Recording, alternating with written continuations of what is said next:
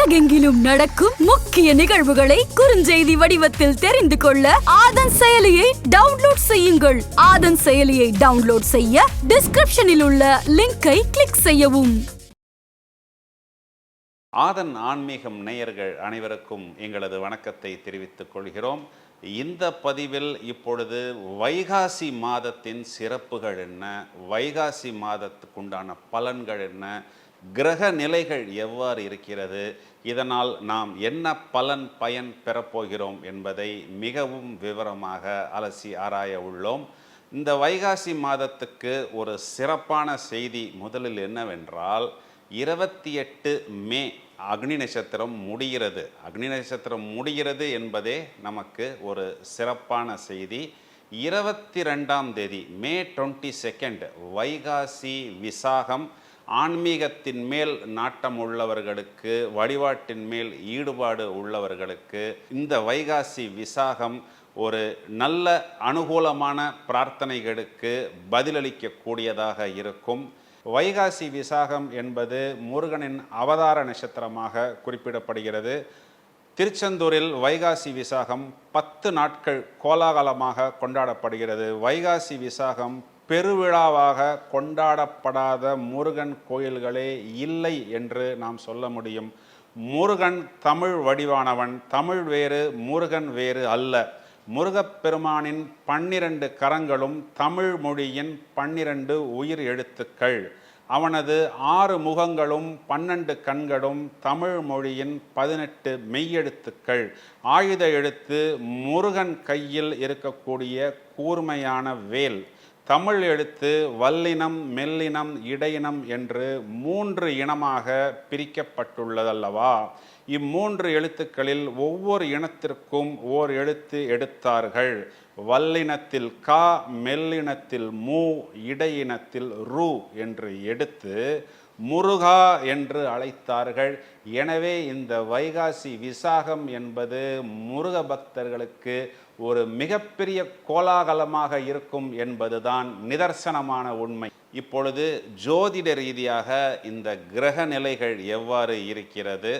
வைகாசி மாதம் என்பது ரிஷப மாதம் என்றும் சொல்லலாம். 14/5/2024 முதல் 14/6/2024 வரை ரிஷபராசியில் சூரியன் சஞ்சாரம் செய்கிறது. குறிப்பாக சூரியன் சொந்த நட்சத்திரமான கிருத்திகை நட்சத்திரத்தில் 25/5/2024 வரை சஞ்சாரம் செய்கிறது. இந்த கிருத்திகை நட்சத்திரத்துக்கு அதிபதி சூரியன், இந்த நட்சத்திரத்துக்கு பிரதி தேவதை முருகன். எனவே இந்த நட்சத்திரத்தில் சூரியன் தனது முழு பலத்தையும் வெளிப்படுத்தும். 25 மே மாதம் 20ஆம் தேதி ரிஷபத்தில் சுக்கிரன் சஞ்சாரம் செய்ய இருக்கிறார். 24 மே ரிஷபத்தில் புதன் சஞ்சாரம் செய்கிறார். இதில் நுணுக்கம் என்னவென்றால், ரிஷபத்தில் சுக்கிரன் சொந்த வீட்டில் ஆட்சியாக இருக்கிறது. இங்கே புதனும் வந்து இருக்கும் பொழுது அது புத சுக்கிர சுகவாசி யோகமாக அமைகிறது. புதன் சுக்கிரன் கூட்டணி என்பது ஒரு பிரமாதமான கூட்டணி. முக்கூட்டு கிரகங்கள் என்று சொல்லக்கூடிய சூரியன், புதன், சுக்கிரன், இந்த கிரகங்கள் ஒரு கூட்டமாகத்தான் பொதுவாகவே கோச்சாரத்தில் நகர்ந்து கொண்டிருக்கும். ஆனால் சுக்கிரன் ஆட்சியாக இருக்கும் பொழுது இதன் பிரதிபலிப்பு மிகவும் அனுகூலமாக இருக்கும். இந்த சுக்கிரன் புதன் கூட்டணி என்பது கோச்சாரத்தில் 3 இடங்களில் நமக்கு நல்ல பலன்களை கொடுக்கும். மீனத்தில் சுக்கிரன் உச்சமாகும் பொழுது, கன்னியில் புதன் உச்சமாகும் பொழுது, மிதுனத்தில் புதன் ஆட்சியாகும் பொழுது, ரிஷபத்தில் சுக்கிரன் ஆட்சியாகும் பொழுது, துலாத்தில் சுக்கிரன் ஆட்சியாகும் பொழுது. இதில் நுணுக்கம் என்னவென்றால், மீனத்தில் சுக்கிரன் உச்சமடையும் பொழுது அங்கே புதன் வலுவிழக்கிறது. இதன் காரணம் புதன் அங்கு நீசமடைகிறது. அப்பொழுது புதனுக்கும் சுக்கிரன் தான் வலு அதிகம் கொடுக்க வேண்டியிருக்கிறது. கன்னியில் புதன் ஆட்சி உச்சமாகும் பொழுது அங்கே சுக்கிரன் நீசமடைகிறது. அங்கே சுக்கிரனுக்கு புதன் தான் வலு கொடுக்க வேண்டிய ஒரு சூழ்நிலையில் இருக்கிறது. ரிஷபத்தில் சுக்கிரன் ஆட்சியாகும் பொழுது புதன் அதிநட்பு என்ற வரிசையில் வருகிறது. இதே புதன் மிதுனத்தில் ஆட்சியாகும் பொழுது சுக்கிரன் அதிநட்பு என்ற வரிசையில் வருகிறது. துலாத்தில் சுக்கிரன் ஆட்சியாகும் பொழுது புதன் நட்பு என்று வருகிறது.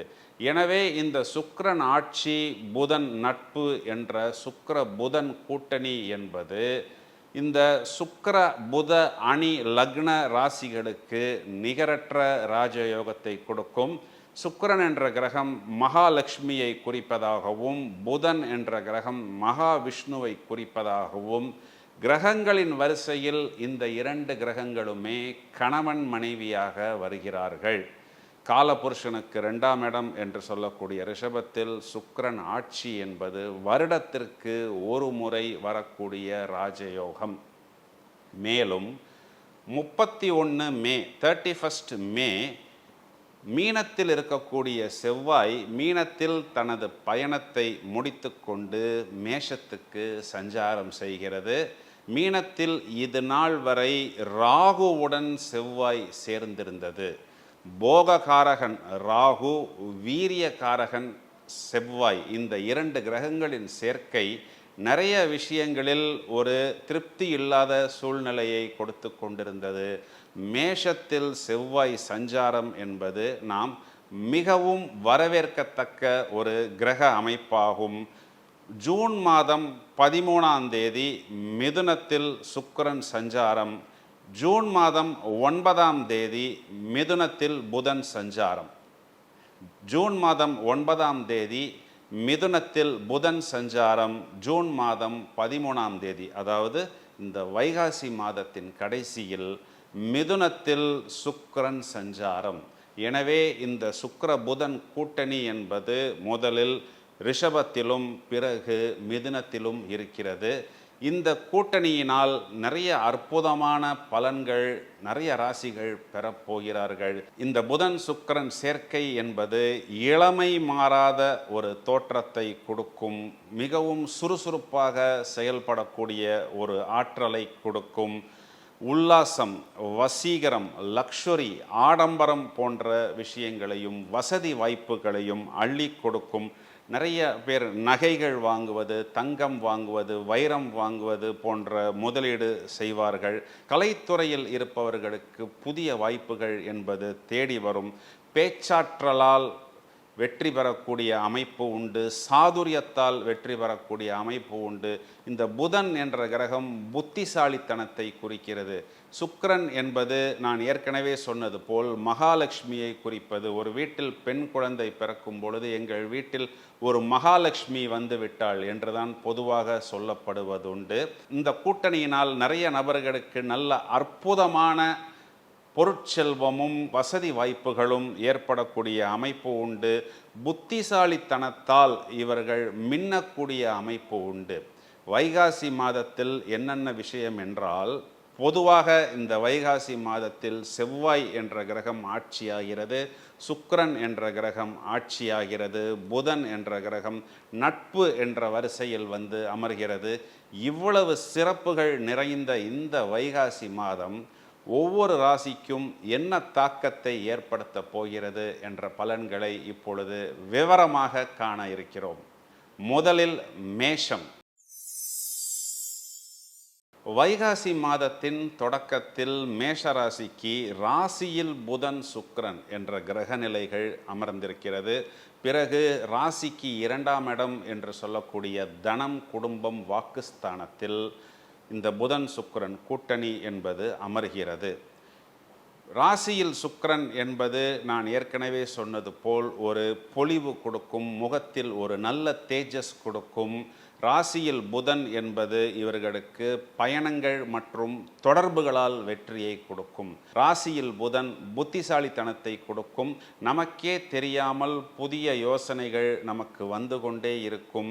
எதிர்ப்பாளினர் மற்றும் வியாபாரத்தில் நிறைய கூட்டாளிகள் இன்வெஸ்ட்மெண்ட்டுடன் வந்து நமக்கு ஒரு நல்ல சந்தர்ப்பத்தை, நல்ல ஒரு வாய்ப்பை ஏற்படுத்தி கொடுப்பார்கள். இவர்களுக்கு பயணங்களால் ஆதாயம் என்பது ஏற்படும்.